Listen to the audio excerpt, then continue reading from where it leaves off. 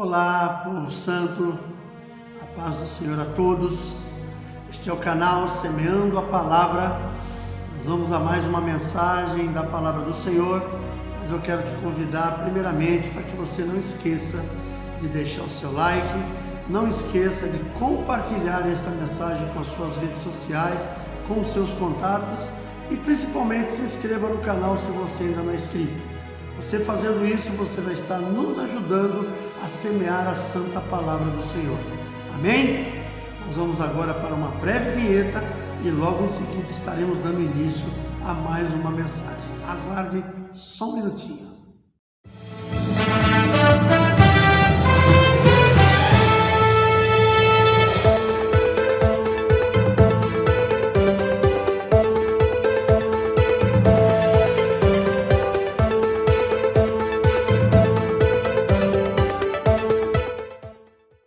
Muito bem, muito obrigado por você ter aguardado até aqui, obrigado pela tua paciência. Nós vamos fazer a leitura rápida aqui da mensagem da Palavra do Senhor.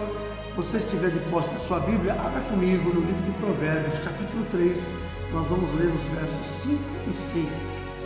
Diz assim a Palavra do Senhor: Confia no Senhor de todo o teu coração e não te estribe no teu próprio entendimento. Reconhece-o em todos os teus caminhos, e ele endireitará as tuas veredas. Amém? Este é um trecho de Provérbios, capítulo 3.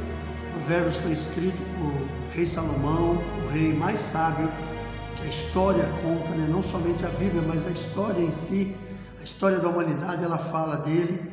E ele colocou aqui muitos ensinamentos. E hoje nós estamos usando esses versos 5 e 6 do capítulo 3 para a gente dar início à mensagem da Palavra do Senhor. O tema da nossa mensagem é 7 sentimentos que não combinam com uma vida cristã de júbilo.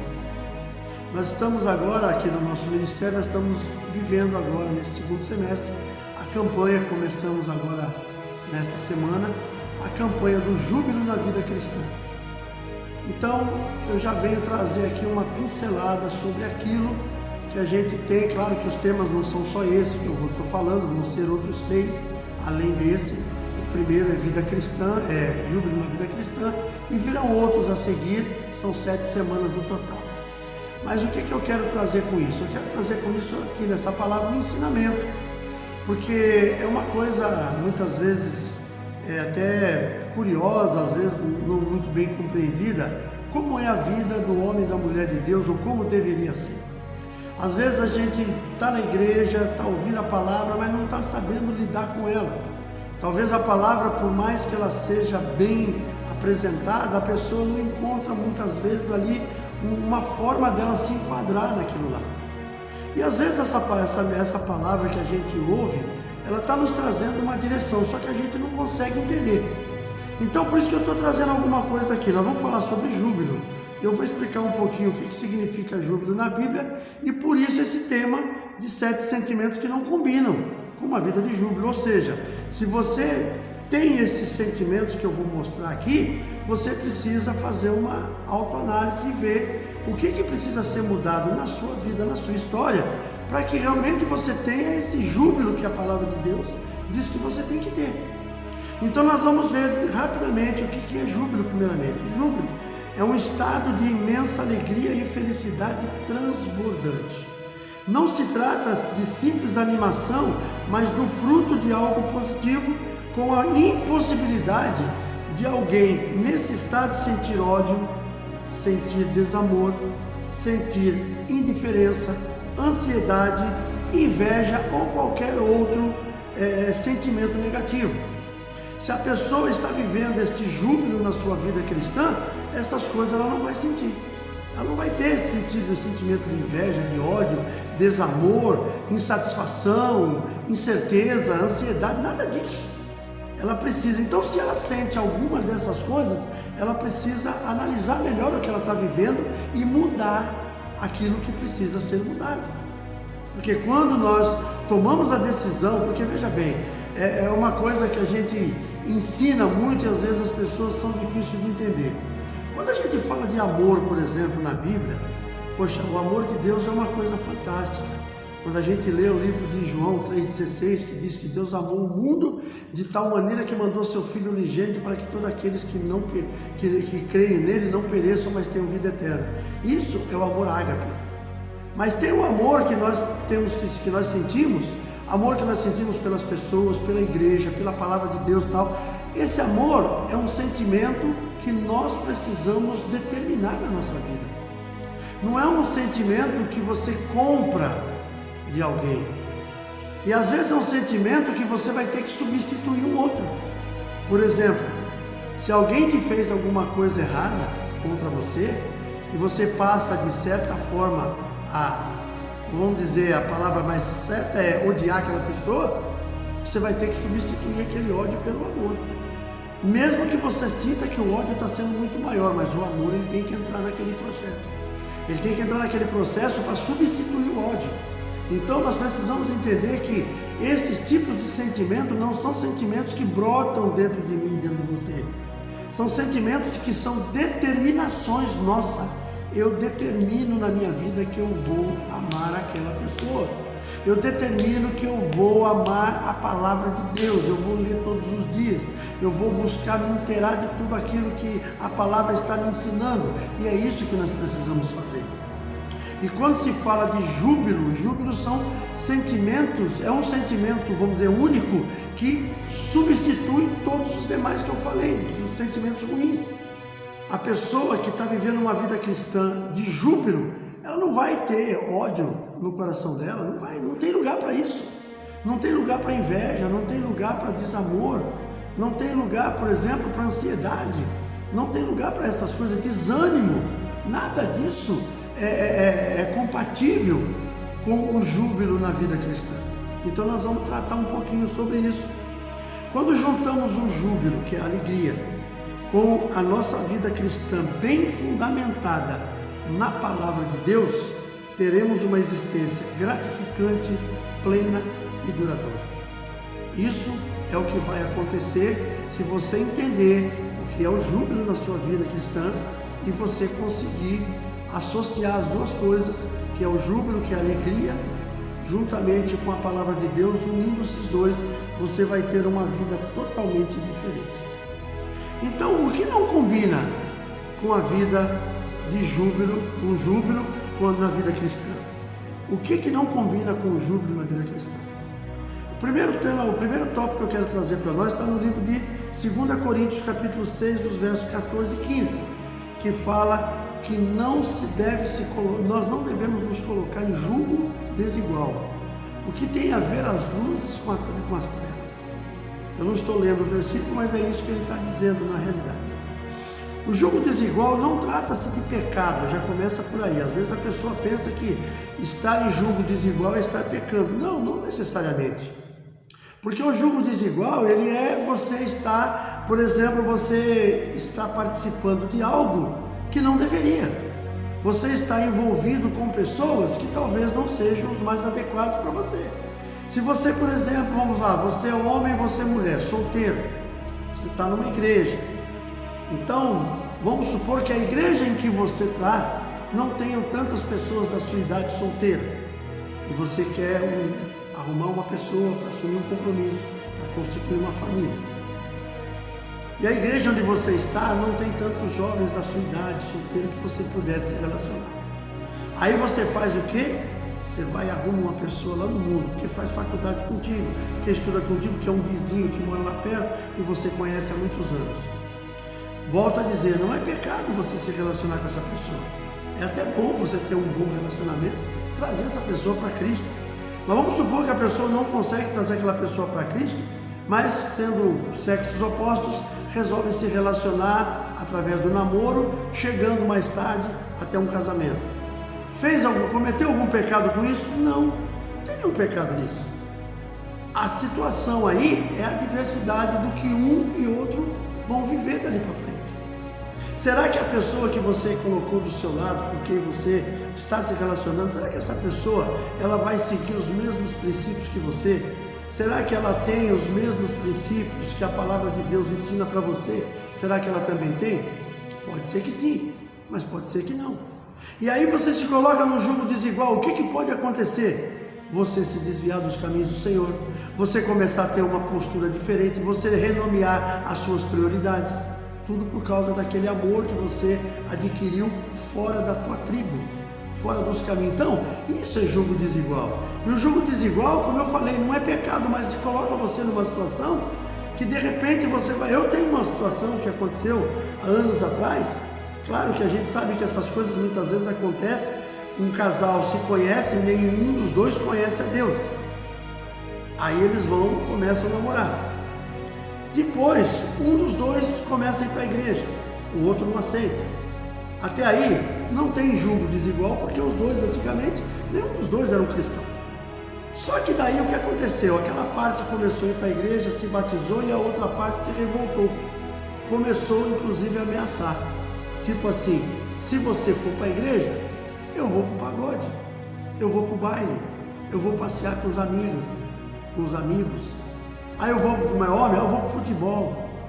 E a pessoa simplesmente começou a se esmorecer, começou a perder aquela vontade de ir para a igreja por causa da outra pessoa que não ia e que de alguma forma estava causando ali uma certa pressão em cima dela, e aquela pessoa desistiu de Jesus por causa da outra parte. Só que anos mais tarde eu descobri que eles estavam separados, e aquela pessoa que se separou, que estava indo para a igreja, não voltou mais para a igreja, porque aí ela começa a ter aquele pensamento que Deus não foi justo com ela, que Deus poderia tê-la mantido, aquela pessoa do lado, já que eu fiz o sacrifício de largar tudo, só que a gente larga as coisas erradas. Largamos ao Senhor onde deveríamos nos apegar com Ele. Tudo bem, a pessoa do outro lado, agora me diz uma coisa, a pessoa do outro lado também não ficou com ela, qual foi onde estava o erro nisso aí? Então essa questão do jugo desigual é muito importante a gente entender. Precisamos compreender e saber que o jugo desigual ele pode nos trazer muitos problemas lá na frente. A segunda coisa que eu queria falar para nós também, que não é aconselhável você permitir aquilo na sua vida, é a ansiedade. Em Filipenses 4 diz que os nossos sentimentos ansiosos não nos traz nada de bom, pois nos leva a tomar providências precipitadas e imprudentes. Então vamos tornar esses sentimentos conhecidos diante de Deus, que pode trazer solução definitiva. A ansiedade, quando você sente que aquilo ali está te incomodando, põe a tua ansiedade diante do Senhor. Ele pede isso na sua palavra. Lance sobre Ele toda a sua ansiedade, não fique com ela, e Ele vai te dar resultado para aquilo que você fizer. Uma terceira situação é a cobiça e a inveja. É mais uma situação que não tem nada a ver com pessoas que estão vivendo uma vida de júbilo, uma vida cristã de júbilo. Não tem como uma pessoa dizer que está vivendo no júbilo da vida cristã, vivendo a vida cristã em júbilo, e ela ter esse tipo de sentimento, cobiça, inveja. Não combina. Em Lucas 12:15, esse sentimento somente nos trará prejuízo, pois nada do que adquirimos aqui nesta terra nos fará melhores. Ali fala justamente sobre a pessoa que quer conquistar tudo nessa terra, mas tudo que ela conquista vai ficar aqui. Então a pessoa tem que deixar, porque uma coisa é você conquistar, é você ir à luta porque você quer dar uma vida melhor para os seus filhos, porque você quer ter uma vida melhor, isso não tem nada de errado. A outra coisa é aquela pessoa que faz as coisas por cobiça e por inveja. Ela não pode ver alguém bem que ela quer estar melhor.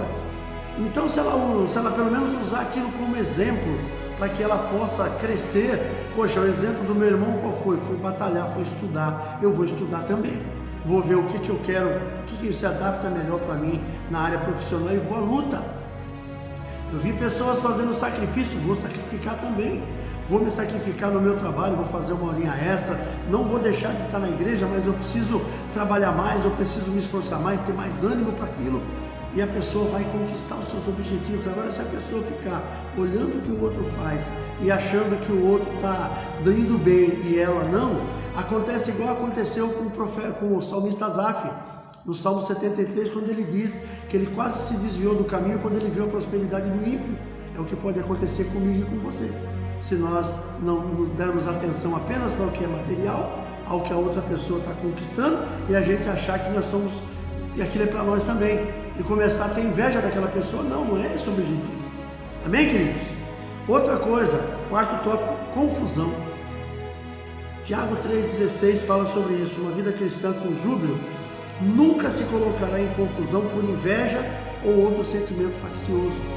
A pessoa vê, que eu acabei de falar, na cobiça e na inveja, a pessoa vê aquelas coisas que a outra pessoa tem e começa a invejar. E não vem com essa de inveja santa não, tá? Que tem muita gente que fala, é uma inveja santa. Inveja santa não existe, inveja é inveja, santidade é santidade. Não podemos misturar as duas porque não combinam, é água e óleo. Então, quando a pessoa olha para alguém que progride na vida, que cresce, olha o que aquela pessoa faz primeiro, antes de fazer qualquer comentário.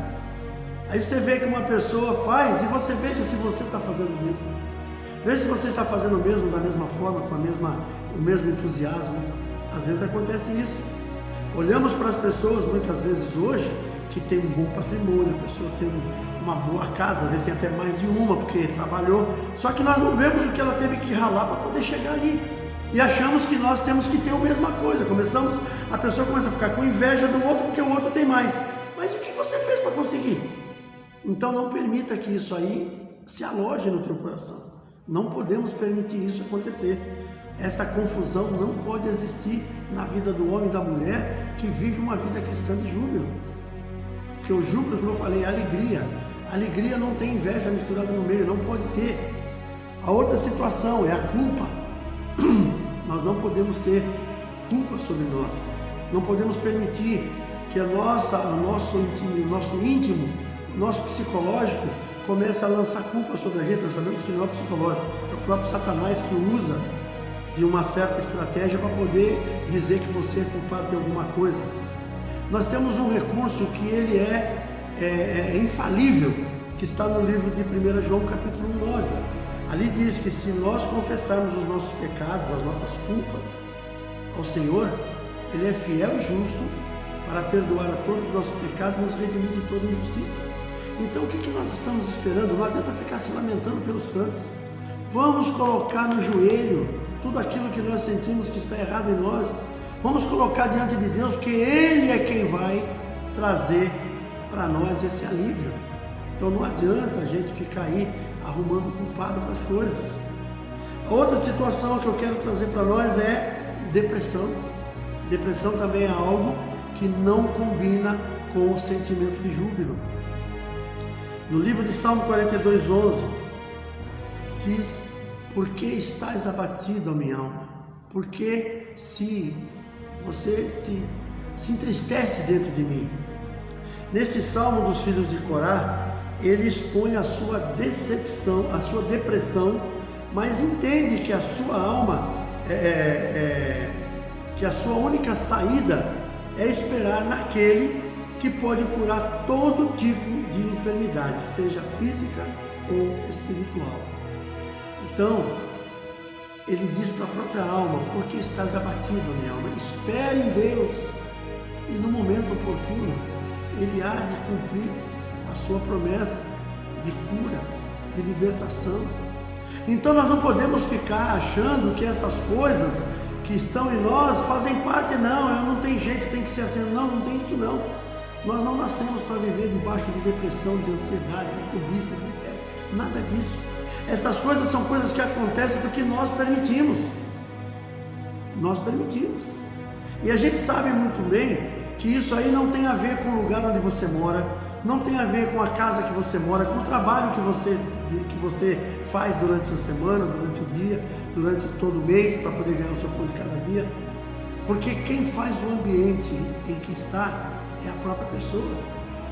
Se eu e você formos pessoas que chegamos num lugar onde até mesmo as pessoas estão meio tristes, você chegar com certa alegria e entusiasmo, você contamina aquelas pessoas. Então, a questão do entusiasmo, em questão dessas coisas, somos nós que precisamos. Claro que a gente sabe que a depressão ela é muito perigosa, a pessoa passa por um psiquiatra, a pessoa tem que tomar remédio, mas mesmo assim a pessoa tendo a consciência do que ela está vivendo, ela tem que lutar contra aquilo. Porque se nós temos uma vida de júbilo, esses sentimentos não podem fazer parte. Outra situação é o desânimo, para a gente encerrar. João 16:33, no mundo tereis aflições, mas tende bom ânimo, eu venci o mundo. Jesus está dando ali um ânimo naquele pessoal, dizendo, olha, vocês vão ter lutas pela frente, mas não percam o ânimo, não se desesperem, esperem no Pai, esperem na promessa do Senhor, porque no final você irá chegar ao seu objetivo. Não perca as esperanças pelo meio do caminho. Quantas pessoas desistem no meio do caminho? Quantas pessoas param para esperar que as coisas melhorem?